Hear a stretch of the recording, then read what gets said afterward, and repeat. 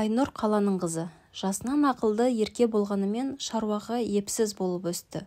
Көзінің қарашығындай болған жалғыз қызын анасы көп жұмсамай, аялап, мәпелеп өсірді. Алайда ақылды ана қызының жан дүниесінің жұтау болмауын бірінші орынға қойып, оны жастайынан кітап оқуға баулады. Зерделі де зерек, рухани жағынан тоғысқан ерке қыз бой жеткен соң өз бақытын ауылдан тапты. Ойдым-ойдым жолдары бар, ұялы байланыс ұстамайтын, дұрыс ауыз суы да жоқ, қияндағы ауылға Айнұр сүйген жігітімен қол ұстасып кете барды.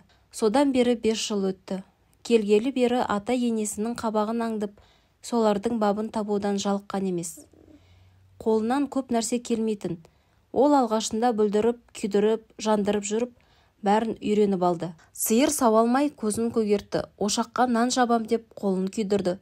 40 тесік қылып, еттің нанын жайды. Бірақ Айнұр жасыған жоқ. Қалайда бәрін үйренемі деп алға талпынды. Нәтижесінде аз уақыттың ішінде 5 аспап келін атанды. Қазір ол таңғы 5-те тұрып, 10 сиырды сауып өріске жібереді. Үйге келіп шай қайнатып, су жылытып қояды. Осы аралықта ұйқыдан тұрған ата-енесі мен үйленбеген қайнағасына ыстықтай дәмдеп шайын береді. Қариялар шайды ұзақ ішеді.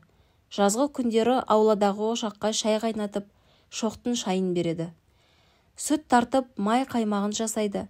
Қысы-жазы сиыр саулатындықтан бұл үйден құрт үрімшік үзілмейді. Бәрін бітіріп мектептегі жұмысына жүгіреді.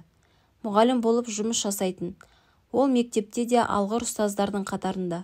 Сыныптай сырғыған осы уақыт аралығында 3 баланың атасы атанды.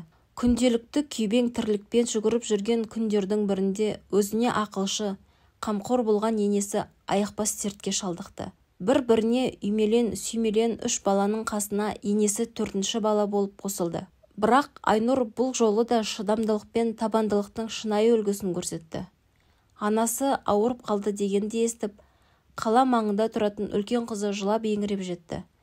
Бір аптадай қасында болып, жуындырып, шайындырып, шашын тарап, тамақ беріп жүгіріп жүрді. Бірақ кетерінде анасының құлағындағы алтын сырға мен алтын жүзікті өзімен бірге ала кетуді ұмытпады. Сөйтіп күндер өтіп жатты.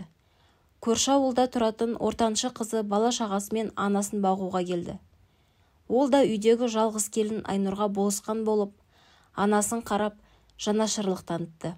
10 күндей жатқан соң ортаншы қызы да кетерінде анасының қобдишасын ақтарып, алтын күміс әшекейлерін біразын өзімен алып кетті. Күнде келіп шай ішіп кететін ауылда тұратын кіші қызы да қалған алтын бұйымдарды өзімен алып кетті. Қобдишада жалғыз қана қызыл көзді алтын сақина қалды. Ертеңгі күні енесіне ас алып келген Айнұр оның теріс қарап, бүк түсіп, тұншығып жылап жатқанын көрді. Көз жасын тыя алмаған кейуана, 3 қызым бар деп мақтанушы едім. Бірақ 3-еуінің сенің қолыңа су құя алмайтынын көріп, қарным ашып тұр. Қыздарымның өресі осыншалық тар бола ма? Мені асты-үстіме түсіп, шын көңілмен баққан сен ғанасың. Бақытты бол. Балаларыңда өзің сияқты парасат, пайымы биік болып өссін деп фатихасын береді. Түскі шайға келген кенше қыз шай үстінде анасының қобдишасында қалған жалғыз алтын сақина келінге тиесілі екенін, анасын адал бағып жүрген Айнұр екендігін айтып, енді ешкімнің ол сақинаға тиіспеуін сұрады. Жүзін төмен салған Айнұр: мен апамды алтын үшін бағып жүрген жоқпын. Бұл менің келіндік парызым. Ол кісі әлі жазылып кетеді.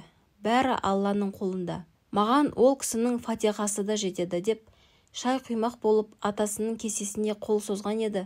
Көзінен парлап атқан жасын көрсеткісі келмеген күйі үлкен кісі үнсіз ғана дастархан басынан тұрып кетіп барады екен. Санаулы күндерін өткізіп жатқан ана төбеге қарап, ойланып жатып, 3 қызы мен келінін салыстырды. Бірден қолы қалт етсе шұшқиып кітап оқып отыратын келінінің ішкі жан дүниесінің мол қазынаға толы бай екенін осы кезге дейін аңғармай келіпті.